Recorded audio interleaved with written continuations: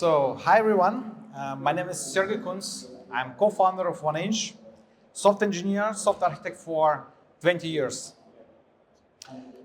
If someone don't know about 1inch, I will tell our story shortly.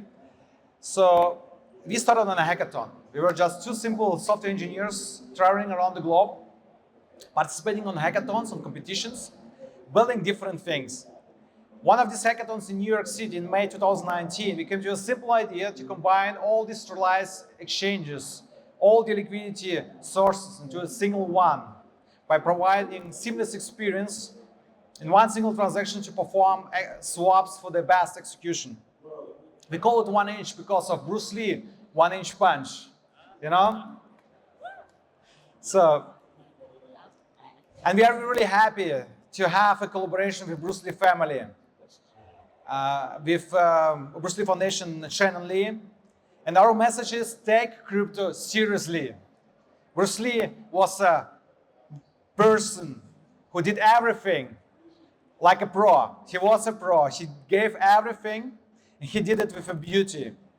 And that's what we try to achieve. And it's our mentality, it's our culture inside of 1inch team to give everything, to provide the best experience, to provide the best results. I will start with a few things about the current market situation. Did you know that crypto is actually early right now? Compared to the internet adoption, we are right now in the year 2000 in terms of user numbers. And crypto is a huge thing. There are centralized exchanges, there are decentralized exchanges. And we say sometimes also, we call it also Web3. But what is Web3? If you look into Web2 world, Web2 world is more about social media, sharing information, using centralized companies like Facebook, WhatsApp, Instagram, anyways, everything on our Facebook. But LinkedIn, what is now under Microsoft, like huge guys owning such social media platforms, and everything what you post, they own. They can do whatever they want with your data. In Web3 world, we got through Satoshi Nakamoto digital currencies. We got Bitcoin. With Vitalik Buterin, we got decentralized computer, what give us the possibility to build decentralized applications. So we can actually do the same what we have in Web2 in Web3 already in decentralized manner. So we see already decentralized social media. We have a lot of exchanges, and we have non-custody wallets. So you don't have to trust the next FTX, and you don't need to deposit your funds to a centralized entity who will maybe gamble with the funds. You can just easily use a simple non-custody wallet. There are many of them, MetaMask. Uniswap is doing also nowadays wallets. We as well, we have 1inch non-custody wallet because we started to build it because we didn't find the right wallet for ourselves. So we started to build. I don't know if you know the story behind Porsche car. So Ferry Porsche, the son of Ferdinand Porsche. Ferdinand Porsche was an engineer, mechanical engineer for Mercedes-Benz, for VW. And she was like, his son was also like studying engineering and other things. And his son, Ferry Porsche, was looking for a car, what he couldn't find out there. He started to build by himself.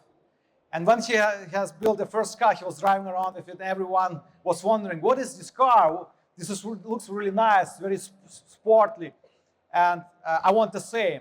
And here, we do the same with our products. We build things what we don't find out there. What is DeFi? Decentralized finances is a blockchain-based system that automates financial transactions through smart contracts. It eliminates the need of intermediates. Not always. Some companies try to misuse our blockchain decentralized computer like Ethereum and trying to build more in centralized way. So they have the admin keys. They can replace the smart contracts implementations. We from 1inch, same as Uniswap and other bigger leader in this market, are looking to build. If you look in the traditional world, if you have a bridge, we just built a new bridge and let people use the new bridge. Yeah, and the old bridge we maybe stop or remove. This is the way how we should operate on blockchain. If you have a smart contract, you let people just migrate to a new smart contract, and the old smart contract should be stopped, disabled, or can still operate. What happened with Uniswap first version, for example, it's still there. Uniswap version V2 is also there. People can still use it, but almost no one is using it because it's not that efficient as a new version. So DeFi is accessible, trustless, composable, and non-custodial. So what means DeFi accessibility? Everyone around the globe can create own crypto account. You don't need a central entity where you need to pass through a lot of checks and questions, and where you need also to have some money. In our world, crypto is global.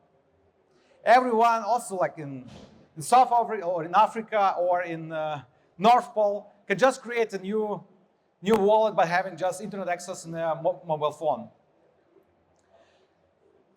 It can be used 24/7.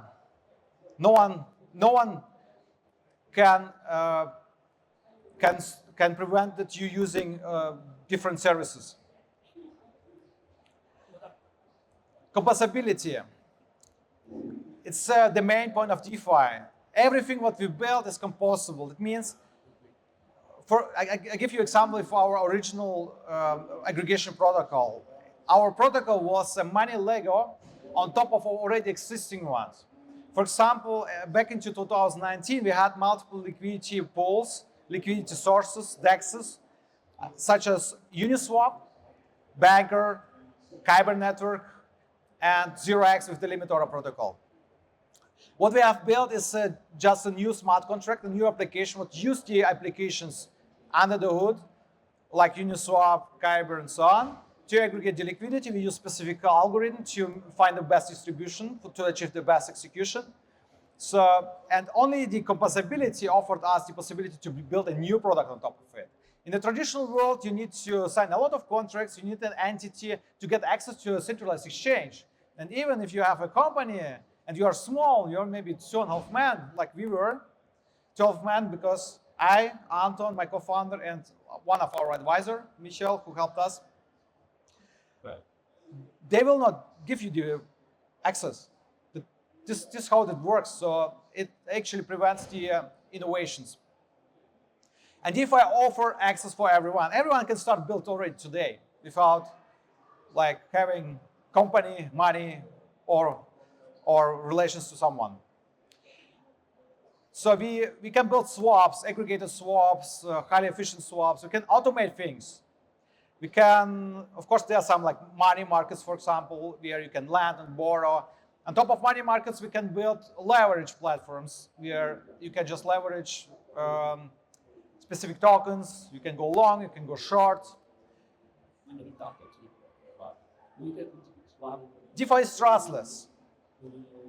In the normal world, you have a lot of intermediates. You have third parties. If you pay with your Visa or MasterCard, there are like tens of intermediates who cut on the fees and get paid for your transaction, and you pay like maybe 2% of the transaction amount. But there's no need for this. We have our decentralized computer, we have our decentralized program, what cannot be shut down by anyone, and it can process much more efficient. I can give you a real-world example what can come very soon. If you look on Netflix, Netflix deals with a lot of subscriptions. Yeah. High complexity, a lot of third parties who manage in different countries with a lot of different licenses and setup and compliance teams. A lot of people, like millions of people, right? And we can reduce the complexity to 100 lines of code on Ethereum or any layer 2s. Because we can build things much more accessible and much more effective and efficient. So such a subscription can be implemented with all one complexity, means with a constant complexity. It doesn't matter if it's 1 billion people or one person subscribe to this service. This is what is coming soon, I think, also with the AI agent. AI agent needs to pay somehow. And the best way is to pay with crypto payments, crypto payment channels maybe. DeFi is non-custodial. There are no middlemen where you need to deposit your funds. You can just perform actions, transactions, or intents. It's a new thing what's still coming in the last years. To interact with the programs and to execute swaps, to do staking, to do leverage trading, and more. If you look on the market size, DeFi, decentralized finance, is very small. Web3, DeFi markets, it's almost the same. Web3 is like more also about social media and also like NFTs and some games. The crypto market is a little bit bigger. We have centralized exchanges. So in DeFi markets, if you look on the numbers, we have 100 billion total value locked. That means there are people who provide liquidity. So other people can exchange on this liquidity. What is not possible in centralized exchange. You as a normal person, you cannot just go to centralized exchange and put in a liquidity pool of Ethereum, maybe Bitcoin, or Ethereum USDC, or Bitcoin USDC, your own liquidity and earn on every trade. You cannot do it. But in our world, you can do it. You can earn money on each trade, what's happening in DeFi. We have 10 billion of US dollars daily DEX trading volume. Centralized exchanges are much, much bigger. They reach already almost the daily Nasdaq trading volume with 265 billions in total. But here we have also the problem: centralized exchanges are fragmented. The liquidity is fragmented through centralized exchanges. Can be done much better in DeFi. Crypto market capitalization is 3 trillion. If you look at the traditional equity market capitalizations, 123 trillion. So we are just at the beginning of our journey. DeFi is fragmented a lot. And DeFi and Web3 is fragmented between Ethereum with around 55%, and then we have Ton, Solana, Binance Smart Chain, Arbitrum, Layer 2s. Everyone from the feeling is launching right now own Layer 2. Like Uniswap announced they launched own Unilayer, they call them, how I remember, to build for own application on Layer 2. It costs just additional fragmentation, what is not efficient, but it's fine. I will tell you a little bit later why. There's also Ton also innovating in the space and bringing new type of blockchains, what works a little bit in different manner than Ethereum. But we have crypto fragmentation. We have more liquidity. We have Bitcoin. It's a lot of liquidity. And we see nowadays Bitcoin price going up very well, right? But did you recognize that volumes are almost the same? And that means, for me, it's an indicator that actually institutionals buying right now the Bitcoin, not retail. Retail is not yet there. So we are really early right now with the bull cycle. We have liquidity in DeFi, so it's also a good part, but we have also XRP, we have Doge. Elon Musk loves Doge very well and pushed it somehow, I don't know why. We have Sui, we have like all things like Litecoin, Polkadot, we have Filecoin, Monero, and some other assets. And this liquidity we can actually use. So tell me, do you know any better solution than centralized exchanges with limited source of liquidity? I think, especially here in Australia, I recognize you're very into crypto. I would love to onboard you more in Web3 worlds because there is a better solution than centralized exchange. I'm not hating centralized exchanges. They are one of our partners as well. They could build centralized exchanges with technology what they had, and now we come with a better technology. We have our One-Inch Fusion, what is intent-based protocol, where user create off-chain order, and the settlement happened on-chain. On-chain, the application, the smart contract on-chain verifies that the user get what they expect. Then we have atomic swaps. Hash time lock contracts were introduced back in 2013 by a guy on Bitcoin Talk already. It was implemented in Bitcoin, but no one used it. Or used before us. We combine these two technologies and happy really to introduce intent-based atomic cross-chain swaps. We call it Fusion Plus. It's seamless, secure, self-custodial, gasless.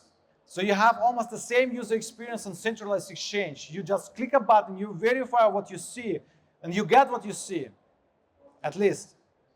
We try to improve the price always for the user. I will also explain why. So you don't have to pay the transactions by yourself. It's done by professional executors. It's extensible. You can have a team building on new blockchain, implementing the protocol what we published with a white paper. And we're working on a gold standard specification for everyone for cross-chain swaps together with Ethereum Foundation and other bigger players. It's efficient. We use innovative Dutch auction approach. So for their price finding. I'll also explain in the next slides about that. It's competitive. So we have market makers, arbitrage traders, professional traders tapping into the orders of the users, try to execute as soon as possible. And this is trustless. They are not third parties because this is just you, smart contract, and someone else. It's P2P. It provides MEF protection by design. If you're Web3 native, you know this problem. When you do the transaction by yourself, you do a swap, someone see your transaction and can front run you. This attack, we call it sandwich attack. Someone can put on transaction before your transaction and one transaction after your transaction, so they can manipulate the price inside of these two transactions and extract value out of it. More than 18 billions of US dollars were lost already in the time between 2015 and now. And we solved this problem by just designing a new protocol that solved this problem by design. It's gasless, so you don't pay any transaction for the swaps itself. It's paid by the market makers, and it's included in the rate. When you exchange huge amount of money, you don't even should care about that because you get even better price. I will show you as well. So liquidity is coming across the entire market. We give time market makers to arbitrage to source the liquidity from around all markets. Centralized exchanges, decentralized exchanges, different networks as well. This is our engine. Looks very complicated, but it's simple. We retail and institutional customers. We plan to come to Australia with our fully regulated environment. We use our community technology, our intent-based cross-chain swaps, where we can offer to buy any token for any token. We have market makers, I mentioned already, they use multiple blockchains to hedge positions. They use different strategies. So we are like a P2P, we sell user orders for the benefit of users. We have high grade of compliance. We have compliance team working, monitoring always all the transactions, all the users who interact with our APIs or protocols. And we use TRM labs and some other providers, aggregate all the information to verify that no malicious actors like hackers can exchange any penny on our protocols. Our Dutch auction approach, how we sell the orders, is very unique. Here's a real-world example. Someone exchanged 12 million USDT to WTH. And this person got 135,000 US dollars more than they could get it by just doing one single transaction and would exchange it on different exchanges in one time. How that does it work is, the theory is, when someone wants to perform such an order, we give time for the market makers. So we have an order of 6 minutes, for example, for this size of order. For small order, we normally set 3 minutes. And settlements mostly done in the first blocks. On Ethereum, 12, 24 seconds. On layer 2, under a couple of seconds. So here you see this chart. This is price chart. The theory is, if the user exchange everything right now in the market, they get this market price, what you see in the middle. The auction start is spot price, what you see on CoinMarketCap or CoinGecko. It's the current market rate.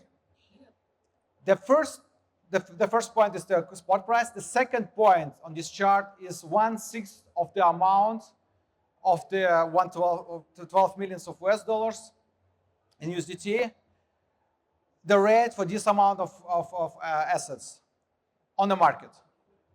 So you see here we have multiple points, and somewhere in the middle we see already like the market rate is almost like 5/6 of the amount. So the theory, we try to sell in time and offer market makers to execute partially. So you see these green lines.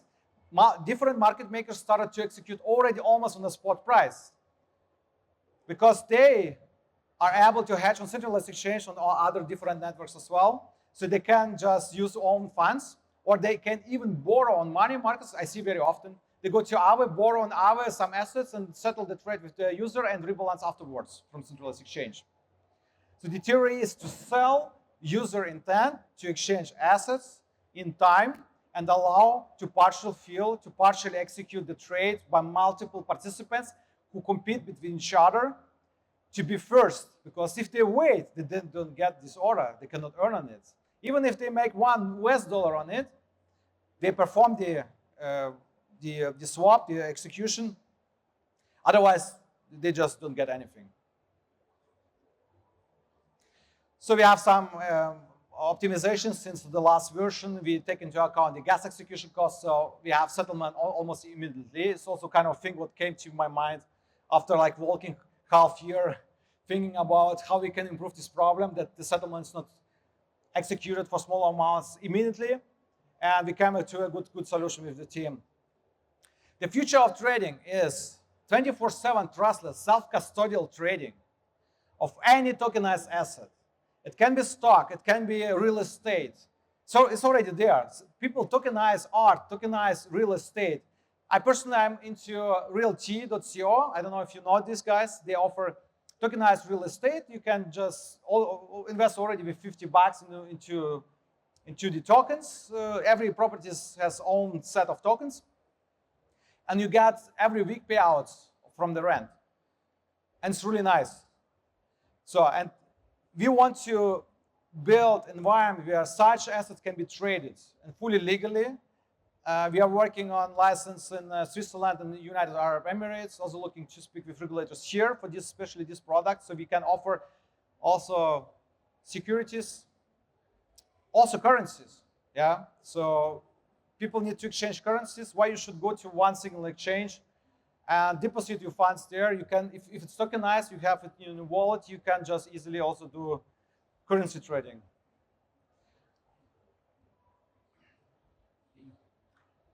Remember always, not your keys, not your money.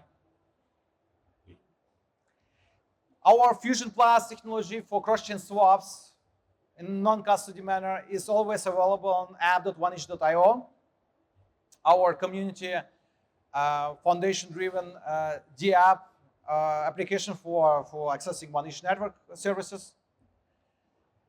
And also in our non-custody wallets.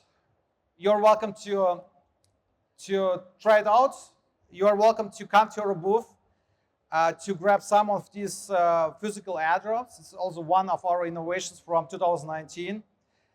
We invented a solution how to distribute physical, like how to distribute cryptocurrencies fully in a safe manner. So this is physical airdrop of OneInch tokens. So you can get one of these, and you can already play around with our OneInch wallet. So you don't have to deposit by yourself. So you can already do swaps or transfers and play around with the next generation of finance, Web3, and ownership about your assets. I have one more thing. We have a small contest. We have nice swag on our booth. Participate in our contest, download the OneInch wallet, and get the chance to get our nice swag, our drag suit from collaboration with Bruce Lee, and yeah, some other things. So yeah, that's it. Thank you very much. It was a pleasure.